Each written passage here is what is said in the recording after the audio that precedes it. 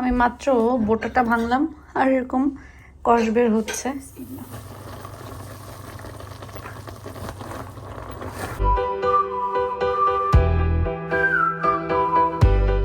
আসসালামু আলাইকুম। রাগ করে আজকে লাউ গাছ কেটে ফেলছি। আর কি, এত কষ্ট করে শখের লাউ গাছটা লাগালাম, কিন্তু সব এরকম হচ্ছে আর ভালো লাগেনি। এই জন্য লাউ শাক, লাউ গাছ সব কেটে ফেলছি। মনটা খারাপ, মাথা ব্যথা করতেছে, সব কিছু মিলায়ে আলহামদুলিল্লাহ দিনটা যাচ্ছে ভালো। মনটা আমার খুবই খারাপ, কারণ এত মাশাআল্লাহ লাউ গাছটা এত সুন্দর হয়েছে, আর কিন্তু যা আসতেছে সব মরে যাচ্ছে। শুধু যে লাউ তা না, ফুল আসার সাথে সাথে যে ফুলগুলোও এরকম হয়ে যাচ্ছে।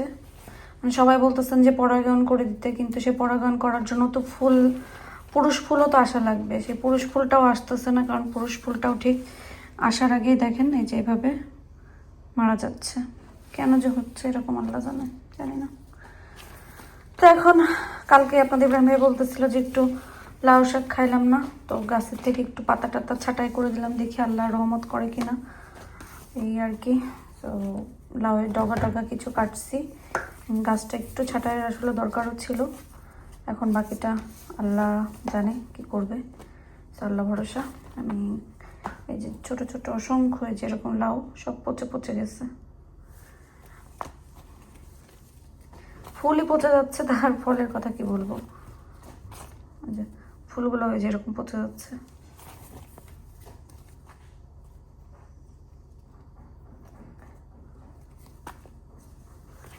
যাক, এখন এগুলো একটু বেছে বেছে নিই, কারণ পাতা টাতা সব কেটে এই যে এইগুলো আছে এগুলো একটু ছাঁটাই করে ফেলছি, তাহলে আমার বাঁচতে সুবিধা হবে আর কি।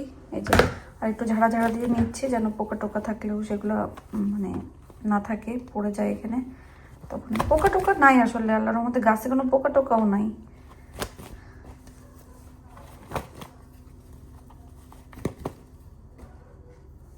লাউটাও তো কেটে ফেলছি, দেখি, কারণ গাছে লাউ থাকলে নাকি লাউয়ে একটা লাউ বড় হওয়ার জন্য নাকি শক্তি সব নিয়ে নেয়, সেই জন্য লাউটাও কেটে ফেললাম।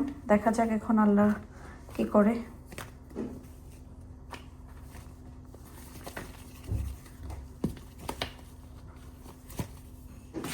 আজকে আবারও আইসুবা মার্কেট প্লেস থেকে আম আসছে। এটা মূলত ফেসবুক পেজ, অনেকে আমাকে ইউটিউবে জিজ্ঞাসা করেন। সো এটা হচ্ছে ফেসবুক পেজ, আপনারা ফেসবুকে আইসুবা মার্কেট প্লেস লিখলেই পেয়ে যাবেন।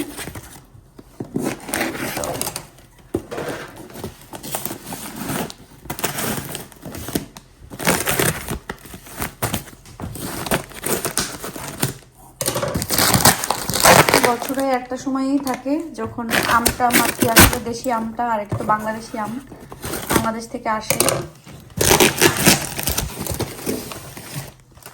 সো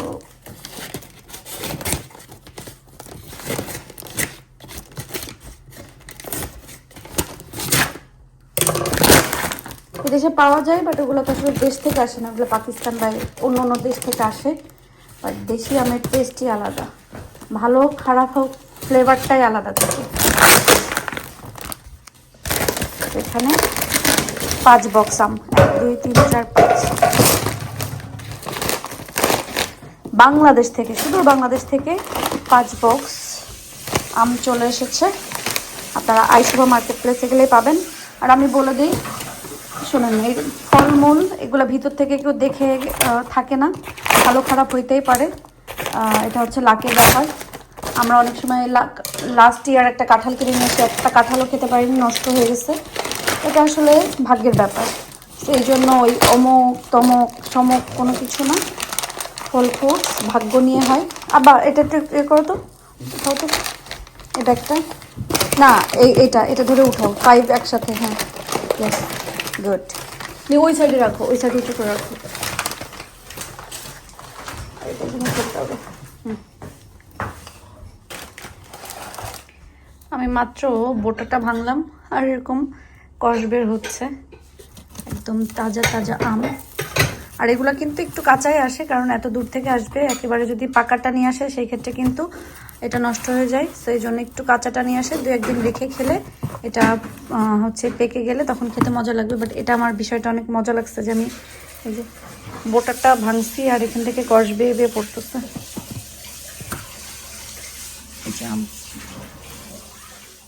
অনেক দিন থেকেই সবাই বলেন যে একটু মুরগির মাংস রান্না দেখাতে, মানে আমি যেভাবে মুরগির মাংস রান্না করি দেখে নাকি সবার কাছে অনেক লোভনীয় মনে হয়। তো ভাবলাম যে আজকে সময় আছে হাতে, আপনাদের সাথে একটু মুরগির মাংস রান্নাটা শেয়ার করি।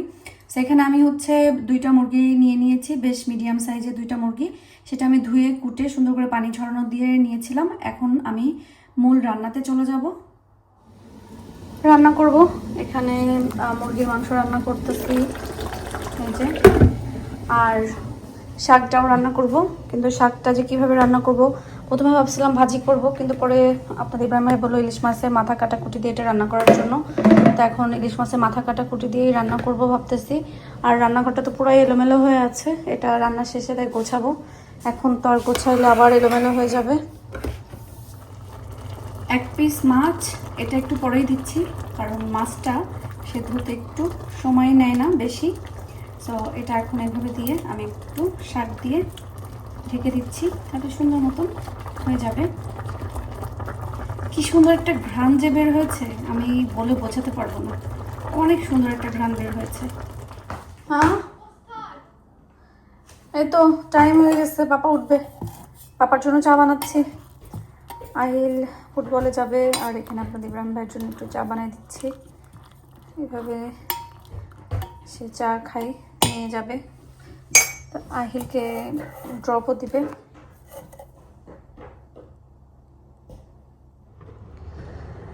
আহিল কি করছো?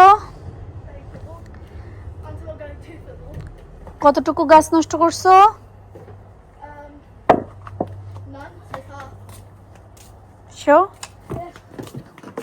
মাশাআল্লাহ, এই গাঁদা ফুলটা কিন্তু অনেক বড় হয়েছে মাশাআল্লাহ। এই কালারটাই আসলে অন্যরকম না, হলুদ। আসলে গাঁদা ফুলের মতন আর কোনো ফুল নাই, গাঁদা ফুল দিয়েই জীবন সুন্দর করতে হবে। কিন্তু তোর ভাই গান গাচ্ছে, এটা কি তোর ভাই? ও আচ্ছা, তাই তো বলি।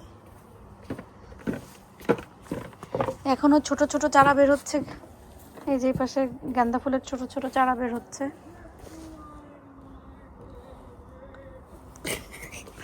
পারে না স্যার দুষ্টা।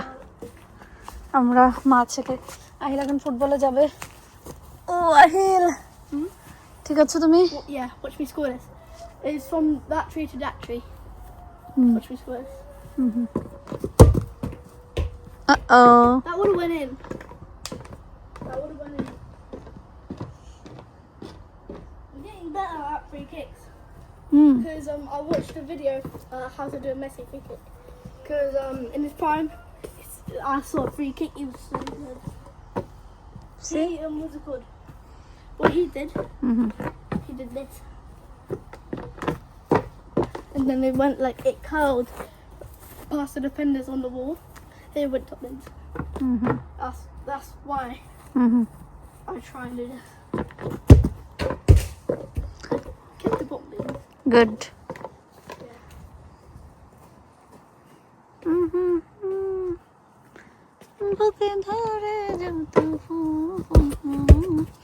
এই জুতাটা ওই দিন কিনে নিয়ে আসছো না? নিউ জুতা না এটা? Yeah. তের তো লাগে নাড়ি বুড়ি বের হয়ে যাচ্ছে। Yeah, but guess what? What? I'm actually playing better with these. Okay. Look, I'm playing better.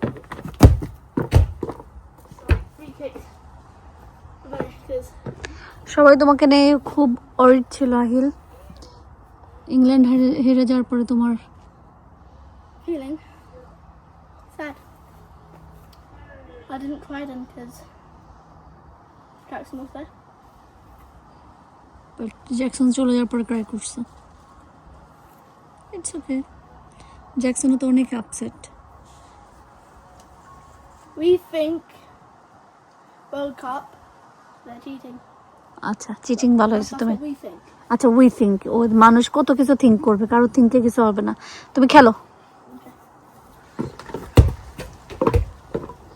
তুমি ভালো করে ফুটবল খেলো তেন আর ফিফা চিটিং করবে না। Have you seen the team? Have you checked the team? Hmm You'll see the actual. আয়দালের জন্য এখানে পরোটা করতেছি আর মুরগির মাংস রান্নাটা এত মজা হয়েছে, ঝাল ঝাল, বাট আমাদের পুরোপুরি এটা খায় না, দিয়ে কোনো লাভ নেই। আর এখানে আমরা এখন আম্মা, আপনার কি এটাতে কষ্ট হচ্ছে? আমি ইয়েতে দিব না না না, মানে কুচাইতে প্রবলেম হচ্ছে, আমি তাহলে চপিং বোর্ড দিব, ওটার উপরে করবেন? ওকে ওকে। আমার সবগুলো হলো আমি রাত থেকে খাওয়া পাবলিক। এটা অনেক মজা আছে এটা। আমারও তো যে আম কাটার পরে আমের আটি সব আমার। ওইটা তো কিছুই রাখিনি বেশ। খান। আমার গাছের প্রথম মরিচ পারলাম।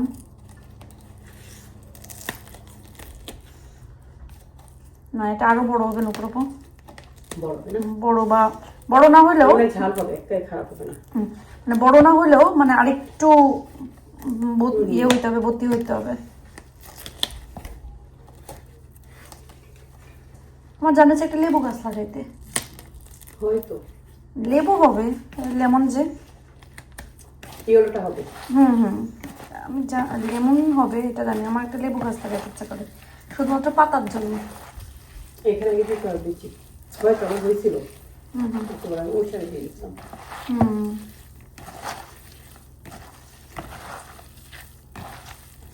কাসন দিও শেষ। না, একটু কাসন দিলে মজা লাগতো। আমার এটাই খেলাম মজা করে। কি বলেন, লেমন দিব নাকি না? ওটা না, ঠিক আছে। টক আছে। বহুদিন পর আম্মা খাচ্ছি।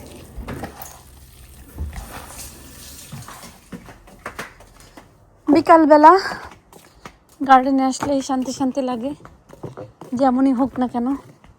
নুপুর আপু আসলো, আমরা আম মাখা খেলাম, নুপুর আপু চলে গেল। স্লাগের ওষুধ দিছি, তারপরেও কিন্তু স্নেল স্লাগ শাক খেয়ে ফেলছে, ধনিয়া পাতা খেয়ে ফেলছে। কি করব জানি না। গার্ডেনিংয়ের এই জিনিসগুলো খুবই প্যারাদায়ক, মানে এত কষ্ট করি এত কিছু, তারপরেও যদি মানে দিন শেষে এগুলো এরকম হয় তাহলে কেমন লাগে বলেন?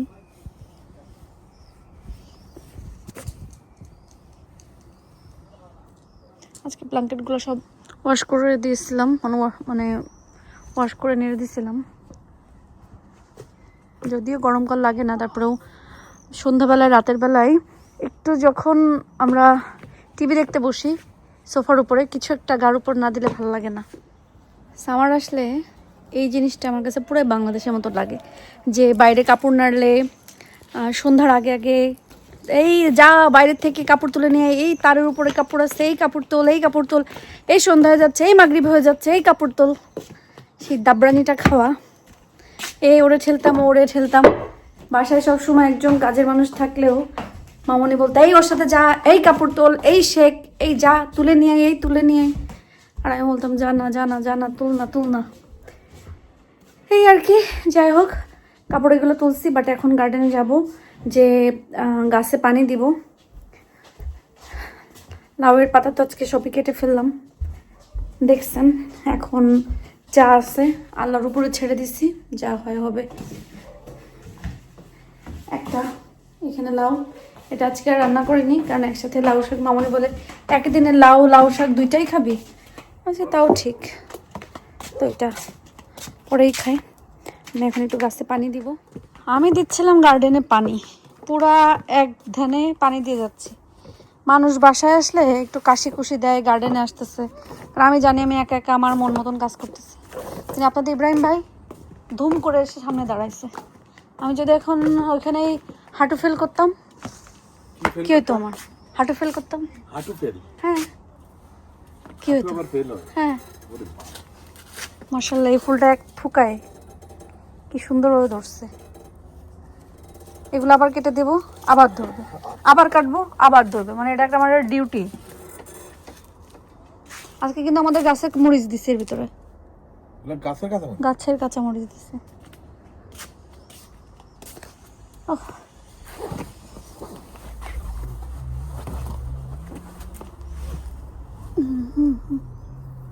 দেখ, আল্লাহ, এইগুলা বুকিং দেওয়া হয়েছে? কি না এটা উইকডেজ নেক্সট উইক মানডে অথবা টিউজডে উইকেন্ডে কি শুট করার সময় আলহামদুলিল্লাহ আজকে সুন্দর একটা দিন পার করলাম। আর কাজ প্রতিদিন চিন্তা করি, আমার একটা খুব ইম্পর্টেন্ট কাজ জমা হয়ে আছে, যেটা আমি সামার আসার আগে থেকে চিন্তা করতেছিলাম কাজটা করব, কিন্তু পুরো সামার চলে যাচ্ছে, কাজটা হচ্ছে না। বাট এই কাজটা আমাকে করতে হবে। সো সবাই একটু দোয়া করেন যেন আমি কাজটা কমপ্লিট করতে পারি, বিকজ এটা আমার জন্য একদম গলার কাটা হয়ে আছে। এই কাজটা আমাকে করতেই হবে। সো সবাই আমার জন্য একটু দোয়া করেন যেন এই সাহস নিয়ে এই কাজটা আমি এই সামারের ভিতরে শেষ করতে পারি। আর এই কাজটা কি সেটা আপনারা অবশ্যই দেখতে পারবেন, এবং দেখার পরে আপনারা বলবেন যে আল্লাহ এই কাজ, মানে সেটা দেখার পরে। সো প্লিজ আমার জন্য দোয়া করার জন্য এই কাজটা আমি করতে পারি। আপনাদের ইব্রাহিম ভাইকে বলছি যে একটা সারাটা দিন আমাকে দিতে হবে ওই কাজের জন্য। আমি আপনাদের ইব্রাহিম ভাইকে হায়ার করছি, আমি আমার নুপুর আপুকে হায়ার করছি। এটা এখন আবার আস্তে আস্তে চিন্তা করতেছি যে কোনো একজনকে হায়ার করতে হবে, কারণ একা আমি এই কাজটা সামলাইতে পারবো না। সো কয়েকজন লাগবে জাস্ট এই কাজটাকে গোছানোর জন্য। সো দেখা যাক যে কতটুকু আমি সফল হতে পারি। তো আজকের মতন বিদায় নিচ্ছি। সবাই ভালো থাকেন, সুস্থ থাকেন এবং নিরাপদে থাকেন। আল্লাহ হাফেজ।